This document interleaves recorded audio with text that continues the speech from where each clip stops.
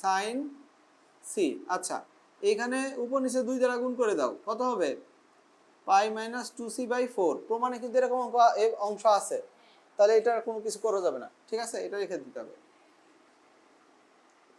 তাহলে এইখানে যদি রেখে দিই, তাহলে এখানে যদি রেখে দিই, তাহলে এখানে পরিবর্তন করতে হবে। আমরা মেইন কাজ তো করি 2 জায়গায়, মাঝের এটা হলো পরে, তাই না? তাহলে এটাকে এখন আমরা কি করব? সাইন সি আছে, তাই না? সি সমান তাহলে আমরা কি লিখতে পারি? π/2 মাইনাস a প্লাস বি, তাই তো? আচ্ছা, তারপরে দেখি 2 sine pi minus 2c/4 cos a minus b/2 plus এটা কত হবে না cos